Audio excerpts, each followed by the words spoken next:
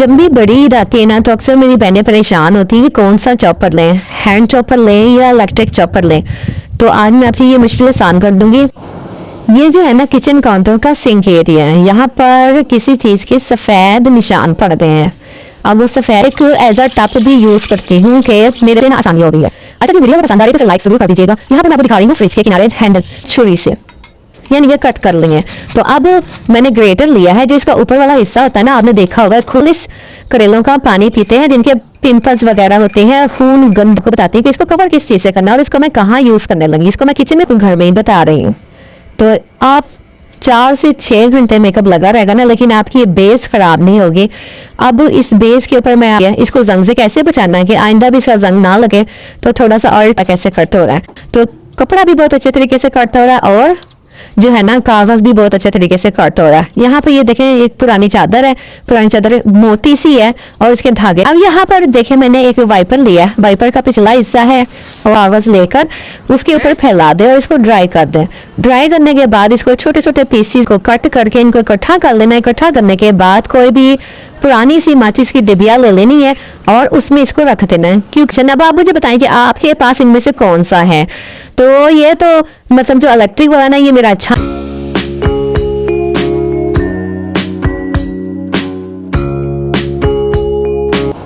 ये जो है ना किचन काउंटर का सिंक एरिया है, यहाँ पर किसी चीज़ के सफ़ेद निशान पड़ गए हैं। अब वो सफ़ेद निशान किस चीज़ के हैं तो मैं अब आपको दिखाती हूँ। तो अगर आपके भी ऐसे सफ़ेद निशान पड़ गए तो मैं आपको इसका एक आसान सा हल बताती हूँ। ये है कि ये कपड़े धोने वाला साबुन है। इससे अक्सर जो है ना मैं रोटियों के रुमाल या जो भी है ना चिकनी चीज़ें वो इसे वॉश करती हूँ, लेकिन जब मैं इसे यहाँ पे रखती हूँ तो इसके निशान पड़ जाते हैं। तो ये निशान पड़ते हैं कास्टिक के, तो ये इसके ऊपर काफ़ी ज़िद्दी किस्म के दाग पड़ जाते हैं जो उतरते नहीं है। तो आपको मैं ऐसा तरीका बताऊँगी जिससे ना इसकी वजह से निशान नहीं पड़ेंगे। हमारे घरों में क्या होता है, अक्सर डिस्पोजेबल बॉक्स आते हैं, उनके जो लिड होते हैं ना वो फारिग होते हैं, मतलब सही होते हैं और हम उनको भी डिस्कार्ड कर देते हैं। लेकिन मैं क्या करती हूँ कि इसको साबुन को ना इसके ऊपर रख देती हूँ, जिसकी वजह से ना इसके ऊपर निशान नहीं पड़ेंगे। अब मैं आपको यहाँ पे बता दूं कि यहाँ पर अगर सफ़ेद निशान पड़ गए हैं, एक तो अपने साबुन को उसमें डिस्पोजेबल या किसी प्लेट के ऊपर रखना है, तो इसके ऊपर डायरेक्ट रखना ही नहीं है। और अगर निशान पड़ गए हैं तो इसके ऊपर टूथपेस्ट लगाएं, इसको हल्के हल्के हाथ से फैला दें और 2 मिनट के लिए छोड़ दें इसको। और इसके बाद आपने इसको रब करना है, लेकिन रब आपने किससे करना है वो भी मैं आपको बताती हूँ। किचन में मौजूद स्टील के स्क्रबर से आपने इसकी जो है ना सफाई नहीं करनी, बल्कि ये फोम वाला जो होता है ना स्क्रबर, इससे आप हल्के हल्के हाथों से इसको रब कीजिएगा। तो इससे फिर ये होगा कि वो जो सफ़ेद सफ़ेद निशान है वो ख़त्म हो जाएंगे और ये किचन काउंटर नीट क्लीन हो जाएगा। आ जाइए नेक्स्ट टिप। बच्चे जो है ना स्कूल में लंच बॉक्स लेके जाते हैं और वो कुछ इस तरह से घर पे लेके आते हैं जिसमें रबिश वगैरह भी रखा हुआ होता है, और वो स्कूल में भी स्कूल वाले रबिश जो होते हैं वो नहीं फेंकने देते, तो बच्चे इसी तरह बैग में रख के ले आते हैं। तो इसकी वजह से ना लंच बॉक्स में स्मेल आ जाती है। अब इसकी स्मेल को कैसे दूर करें तो ये मैं आपको बताने लगी हूँ। इसको पहले तो ना उसका रबिश निकाल के डिस्कार्ड कर दें, उसके बाद इसको आपने अच्छी तरह किसी सर्फ से या डिटर्जेंट या फिर जो भी आप किचन में यूज़ करते हैं ना, साबुन लिक्विड वगैरह, उससे आपने इसको साफ कर लेना है। फिर आपने इसको खुला छोड़ देना। खुला छोड़ने के बाद इसको आपने उल्टा करके रख देना। इसका जितना पानी है ना वो किसी कॉटन टॉवल के ऊपर रख दे, उसमें अब्जॉर्ब हो जाएगा। और उसके बाद किसी खुश्क कपड़े से ना इसको अच्छे तरीके से ना इसको साफ कर लेना। इसका पानी वगैरह जितना भी है ना वो सारा साफ कर दीजिए।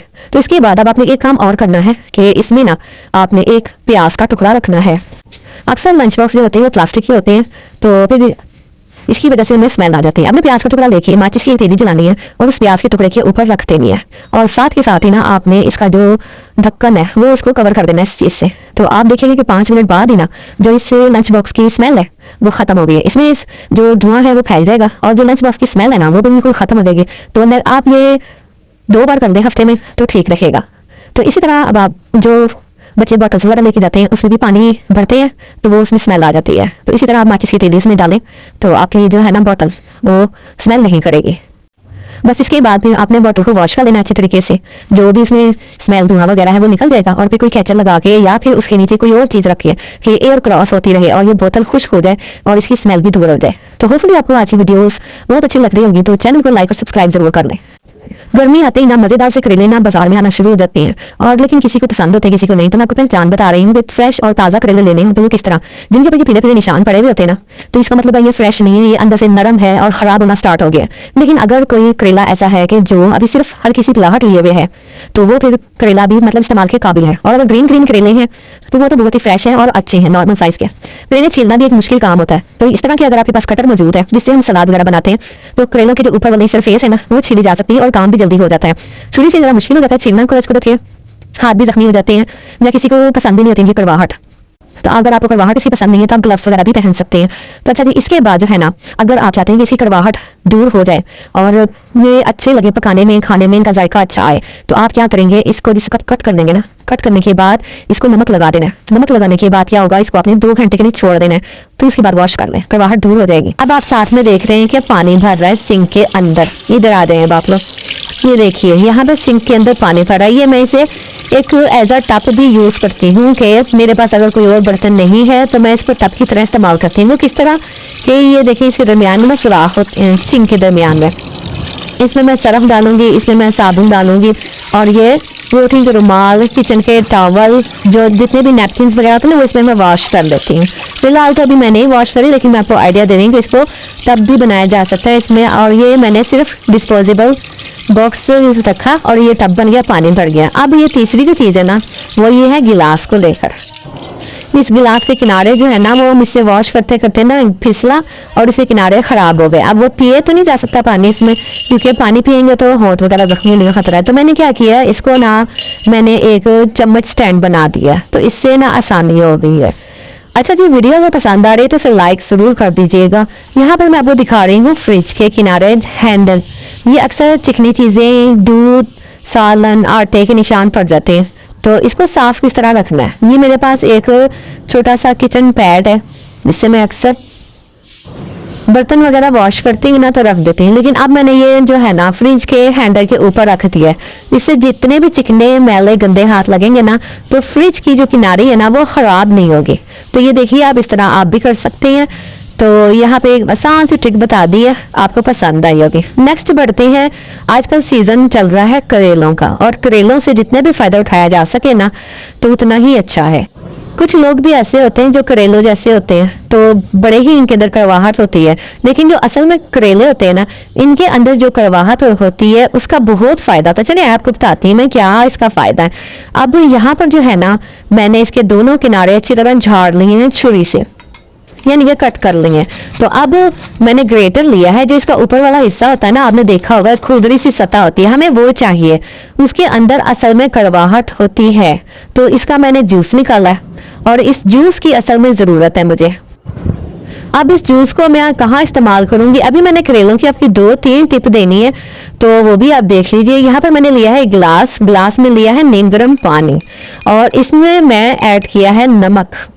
और ये नमक जो है ना हमारे लिए बहुत ही फायदेमंद है। ये कहाँ इस्तेमाल करने लगी किस लिए, ये भी मैं आपको बताती हूँ। तो जो करेलों का पानी निकाला है वो भी मैंने इसमें मिक्स कर लिया। कुछ लोग तो खालिस करेलों का पानी पीते हैं, जिनके पिंपल्स वगैरह होते हैं, खून गंदा हो जाता है, गाढ़ा हो जाता है, तो वो करेलों का पानी निकाल के जब पीते हैं ना, तो उससे भी बड़ा फायदा होता है स्किन में। ये तो सिर्फ पानी में मिलाना है, तो वो सुबह नहार मुँह पी लेना है। क्यों पी लेना, ये मैं आपको बाद में बताती हूँ। अच्छा जी, यहाँ पर मैंने करेलों का पानी थोड़ा सा और लिया, ये दूसरी चीज़ है। तो इसमें मैंने एक मटर के दाने के बराबर टूथपेस्ट लिया है, और इसको करेले में मिक्स कर देना है। तो ये देखिए मैंने यहाँ पे मिक्स कर दिया है। अब आप टूथपेस्ट में पानी थोड़ा सा ऐड कर लें इसको करेलों का, या फिर इसमें डाल के ना मिक्स कर लें, इसको थोड़ा सा पेस्ट सा बन जाएगा। इससे आपने करने हैं दांत साफ, क्योंकि करेले होते हैं कड़वे, तो ये कड़वाहट जो होती है ना, वो हमारे दांतों के जितने जरासीम होते हैं ना उनको मार देती है। और इसके अंदर हमारे दांतों में जो मसूड़े फूल जाते हैं और वो उसमें प्लाक आ जाता है, पिलाहट सी आ जाती है, उसको भी दूर करते हैं ये करेलों का पानी। इसके अलावा सड़न, स्मेल, ये सब दूर करते हैं। तो इससे ना अपने दांतों में ब्रश करना है। और दूसरी बात है, ये जो पानी रेडी किया है हमने करेलों वाला, तो इससे आपने कुल्ली करनी है। कुल्ली कहते हैं या कुल्ला कहते हैं, आप लोग जो भी कहते हैं आपकी ज़बान में। तो इससे जो है ना आपके दांतों का बादीपन, स्मेल आपके जो आती है ना सांसों में, वो ख़त्म होगी। अब आ जाते हैं नेक्स्ट टिप की तरफ। ये टूटे हुए कप, टूटे हुए कप अक्सर बर्तन धोते हुए ना इनके हैंडल टूट जाते हैं और हम इन्हें डिस्कार्ड कर देते हैं। तो यहाँ पर जो हैंडल है वो चुभ रहे थे, मैंने छुरी की मदद से इसको थोड़ा सा झाड़ लिया, ऊपर वाला भी और नीचे वाला भी। तो आप ये देखिए, अब ये दूसरे वाले को भी हम करते तो थोड़ा सा है ना इसकी जो इक्वल है ना वो सरफेस हो जाएगी। और इसके बाद मैं आपको बताती हूँ कि इसको कवर किस चीज़ से करना है और इसको मैं कहाँ यूज़ करने लगी। इसको मैं किचन में भी यूज़ कर सकती हूँ, इसको मैं रूम में भी यूज़ कर सकती हूँ। अब ये फेंक देने और ऐसी जगह फेंकने के बच्चे ना हाथें पकड़े उनके हाथों में छुपे ना। ये मेरे पास एक सॉक्स है वाइट कलर की और ये सिंगल ही रह गई थी मेरे पास, तो बस इसके ऊपर मैंने इसको कवर कर लिया और कवर करने के बाद मैं इसको रखने वाली हूँ किचन में। तो ये देखिए, हम अगर सॉक्स ज़्यादा बड़ी है तो दरमियान में चुन्नट दे लें आप, तो चुन्नट से ये होगा फ़ायदा कि ना डिज़ाइन सा बन जाएगा। आप ये देखें, वो जो टूटी हुई चीज़ है ना वो नज़र भी नहीं आ रही, उसको हम बैक साइड पे रखेंगे और ये हिस्सा फ्रंट पे आ जाएगा। तो ये देखिए, अब मैं इसमें जो है ना ड्रेसिंग मेरी है उसके में पेंसिल वगैरह रखने के लिए कोई जगह नहीं थी, तो वो ये मैं उसमें रख लूँगी। मस्कारा, पेंसिल, आईलाइनर वगैरह जितना भी है ना ये सारा मैं इस कप में रख लूँगी। उससे जो है ना मेरी जान छूट जाएगी कि ये दराजों में रखा हुआ था, एक मैस क्रिएट हो रहा था। तो बस ये मैं चीज़ें सारी इकट्ठी करके रखूँगी। सुबह को कहीं जैसे जॉब पे जाना है या तैयार होकर किसी के घर जाना है तो बस इधर से ये चीज़ें आई पेंसिल वगैरह, मस्कारा, लिप ग्लोस वगैरह निकाला और मैं इस्तेमाल करके चली जाऊंगी। मेरा टाइम बच जाएगा कि मैं दराजों में चीज़ें ढूंढूंगी, देखूंगी और फिर मेरा टाइम लगेगा। तो इसलिए टाइम सेविंग टिप बता रही हूँ आपको, तो ये बड़ी ज़बरदस्त टिप है। अब जो मैं आपको टिप बताने लगी ना वो इससे भी ज़्यादा ज़बरदस्त है और आपके बहुत ज़्यादा फ़ायदा होने वाला है और आप हैरान रह जाएंगे, परेशान हो जाएंगे कि और हम क्या क्या कर सकते हैं इससे। वो ये है कि गर्मियों के मौसम में हम जब भी बेस लगाते हैं ना, पसीने की वजह से या फिर गर्मी की वजह से ना वो फट जाती है। तो मोस्टली मेरी सिस्टर्स क्या करती हैं कि बस बेस उठाई और फेस पे लगा ली, तो ये तरीका गलत है। क्या करना है, फाउंडेशन लगाएं या फिर आप कोई भी केक की बेस लगाएं ना, उसको आपने किसी प्लेट में थोड़ा सा निकाल देना है। जितनी अपने फेस में रिक्वायर्ड है ना आपके फेस पर उतनी निकालें और एक बर्फ़ की टुकड़ी लें और उसके ऊपर अच्छी तरह रब करें, इसको मॉइस्चराइज करें। तो और ये ना फैलती जाएगी और थोड़ी सी ज़्यादा क्वांटिटी में हो जाएगी। लेकिन आपने फिंगर से जितनी उठानी है, जितनी आपकी फेस को ज़रूरत है लगाएं अपने फेस पर। और ये यकीन करें, यकीन माने, ये वाटरप्रूफ जो है ना बेस तैयार हो रही है। वो किस तरीके से आप वाटरप्रूफ बेस बाज़ार से लेकर आते हैं, वो अलग से उसकी प्राइस होती है इतनी ज़्यादा, और ये मैं आपको घर में ही बता रही हूँ। तो आप 4 से 6 घंटे मेकअप लगा रहेगा ना, लेकिन आपकी ये बेस ख़राब नहीं होगी। अब इस बेस के ऊपर मैं आपको डेमो करके दिखाती हूँ कि इसके ऊपर पानी असर नहीं करेगा। अब पानी तो चले, पानी मैं रोज़ वाटर ले लेती हूँ जो मेरे पास ही पड़ा हुआ है, तो उसका ना इसके ऊपर स्प्रे करते हैं। तो अभी देखिए, इसको अच्छी तरह मैंने जिज़्ज़ब कर लिया है। आप चाहें तो स्पंज से लगा लें, आप चाहें फिंगर से लगा लें, तो मैंने आपको सिर्फ बताना है। तो यहाँ पर मैंने ये ना ले लिया है अरके गुलाब से मैंने स्प्रे किया। तो अगर तो ये होती ना दूसरी वाली बेस, यानी कि वाटरप्रूफ मैंने ना बनाई होती, तो ये फ़ौरन से कतरे जो है ना वो वाइट कलर के हो जाते हैं और ये बेस उतर जाती। लेकिन अब ये नहीं उतरी है। अभी आपको फिंगर भी लगा के दिखाती हैं इसमें कि फिंगर में ज़रा सी भी टच नहीं हुई बेस। ये देखिए, अब इसको हल्का सा खुश करिए, उसके बाद ये देखें फिंगर में ज़रा भी नहीं लग रही। कि अगर कहीं नज़र आ रही है तो आप मुझे बताएं। बिल्कुल भी नहीं, पसीना आए, बारिश आए या फिर आपको जो भी है ना चिकनाई हो फेस पे, ये बेस नहीं फटने की, बड़ी ज़बरदस्त है। अब मैं आपको बताती हूँ कैंची का ये है कि ना हम पुरानी जो तेज़ जंग लग जाता है या फिर बहुत ही थोड़ा ख़राब, इसको फेंक देते हैं, ख़राब हो जाती है। तो अब मैं आपको इस पुरानी कैंची का इस्तेमाल बताने लगी। हमने फेंकना नहीं है, आपने ये काम कर। यहाँ पर सिंपल टूथपेस्ट ले लिया मैंने और थोड़ी थोड़ी लगानी है दोनों पार्ट्स पर। बस पुराना सा ब्रश लेने के बाद आप इसको रब करना है अच्छे तरीके से, क्योंकि इस कैंची की धार भी कम हो गई है और इसमें जंग भी लगा हुआ है। तो बस ये दोनों काम करेंगे हम, इसकी सफाई भी करेंगे, इसकी जंग भी उतारेंगे और इसकी धार भी तेज करेंगे। तो छोटा सा ब्रश ले लिया मैंने। आप भी अपने घर से कोई स्पाइडी ब्रश लेने, अगर नहीं है ब्रश तो कोई मसला नहीं, आप फिंगर से किसी कपड़े से इसको फैला दें। तो 5 मिनट बस लगा रहने दें, प्लीज जंग तो बिल्कुल खत्म ही हो जाएगा ना इसका। अब इसका मसला आता है इसको तेज कैसे करना है। अगर जैसे बड़ी आ रही है, आप छुरियाँ, चाकू, कैंची कुछ भी आप तेज करना चाहते हैं ना, तो वो इस तरीके से आप कर सकते हैं। अब जब आपको लगे कि इसका जंग भी साफ हो गया है, कैंची अच्छी तरह तेज हो गई है तो बस टिश्यू पेपर लेके या कॉटन का कपड़ा लेके ना इसकी सफाई कर देनी है। अब एक मसला और आएगा कि ये बिल्कुल ड्राई हो गई है, इसको जंग से कैसे बचाना है कि आइंदा भी इसका जंग ना लगे। तो थोड़ा सा ऑयल टिश्यू पेपर पे या कपड़े पे लगा के ना अब इस नाइफ पे या जो आप सीजर इसकी सफाई कर रहे हैं उस पर इसको अच्छी तरह फेर दें। फेरने के बाद आपने इसको देखना कि कहीं पे ऑयल रह तो नहीं गया लगाए बगैर। बस सब जहाँ पे इसका पेच होता है ना, खासतौर पे आपने वहां पे जरूर लगाना है, क्योंकि जब जंग वहां पे लगता है ना तो कैंची टाइट हो जाती है। तो बस वो उस पेज को भी आपने लूज कर देना है ऑयल लगा के। बस इसके बाद उसी टिश्यू से ना उस ऑयल को साफ कर देना, क्योंकि जितना गीलापन था टूथपेस्ट का, वो जो टूथपेस्ट वगैरह लगा हुआ था वो भी हम साफ कर देंगे। कैंची बिल्कुल ऐसी होगी जैसे नई। और अब आप कट करके देख लें, थोड़ा सा डेमो भी दे देती हूँ। कागज काट रही हैं, अब आप कहेंगे कागज तो कट ही जाएगा, तो लेकिन मैं आपको कपड़ा भी काट के दिखा देती हूँ कि कपड़ा कैसे कट हो रहा है। तो कपड़ा भी बहुत अच्छे तरीके से कट हो रहा है और जो है ना कागज भी बहुत अच्छे तरीके से कट हो रहा है। यहाँ पे ये देखें एक पुरानी चादर है, पुरानी चादर मोटी सी है और इसके धागे निकले में, तो वो सारे धागे बहुत अच्छे से कट हो रहे हैं।